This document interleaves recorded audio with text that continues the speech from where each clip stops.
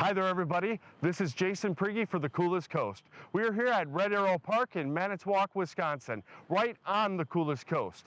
Red Arrow Park has seen wonderful improvements over the past few years, all spearheaded by Ed Hansen and the Friends of the Red Arrow Park, honoring the members of the military that have served from our community. You're watching The Coolest Coast.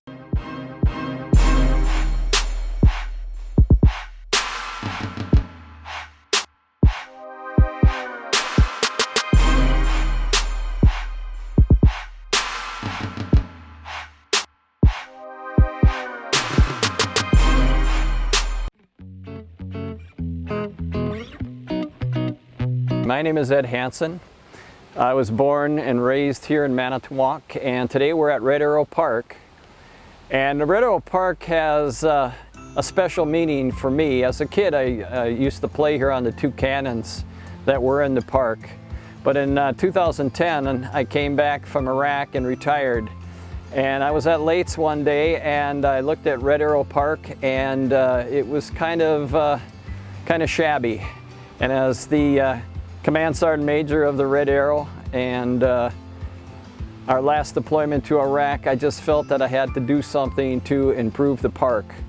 So I happened to run into a group of people that were actually already trying to rehab the park, and I got involved with them, and then we came up with some ideas of what we wanted to do. So our mission became, we wanted to share the history of the 32nd Red Arrow Division, whose history goes back to the Civil War, World War I, World War II, and now the global war on terror. We wanted to share that history with the Manitowoc community because so many residents from Manitowoc over the years, and I mean the whole county itself, deployed and defended this country during many wars. So we started off wanting to put up a brick area, some flags, and also some informational things. And we started doing a little bit of fundraising. At the same time, we lucked out, the city of Manitowoc was putting up murals around the community, and Aaron Labonte, who I had met out at Silver Lake College, got with me, and we looked through some images that we found online, and we found an image of a soldier who had been deployed to Fort Lewis, Washington during the Berlin crisis. And we decided that would be a great mural, and that was put up on the old Richter Vinegar building and now overlooks the park.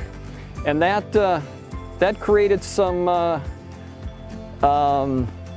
guess, some stir in the community as people saw things were happening in the park.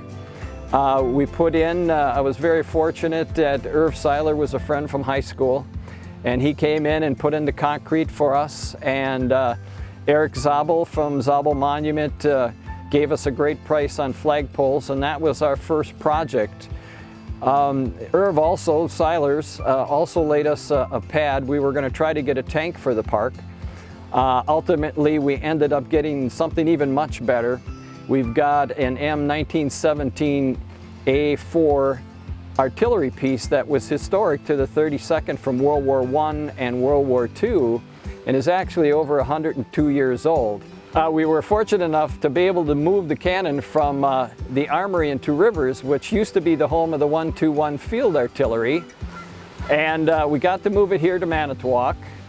And this last summer, we actually refurbished it, repainted it, detailed it, and now we're going to tell some of the history of that as it's connected to the local community. Once that was in place, we also, I worked with the city. The city has been very supportive of the park and renewing the park and telling the history of the 32nd.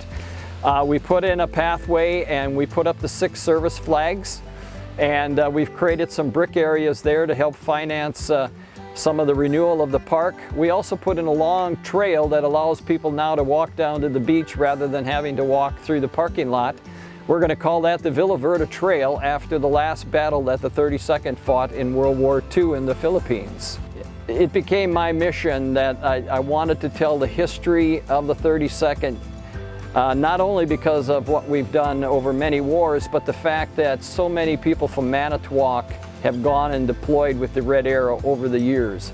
So as you can see, I'm standing right next to this mural. This mural was actually It's a picture taken by Harold Turpin in 1942 down in Louisiana. And you can see the soldiers in the field, and they're learning the words for the 32nd March.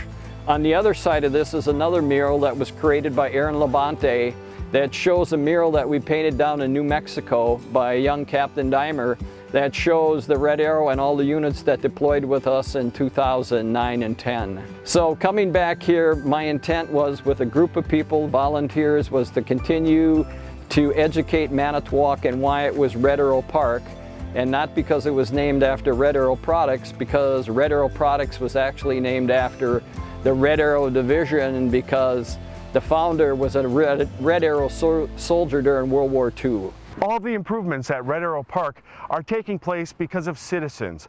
We want to thank all of the donors and the folks that are donating not only money but time. If you would like to be a part of this wonderful park and make your mark on Manitowoc while honoring our servicemen, get in contact with the Friends of Red Arrow Park. Donate a brick, buy a tree in honor of a loved one. It's an amazing thing happening right here on the coolest coast.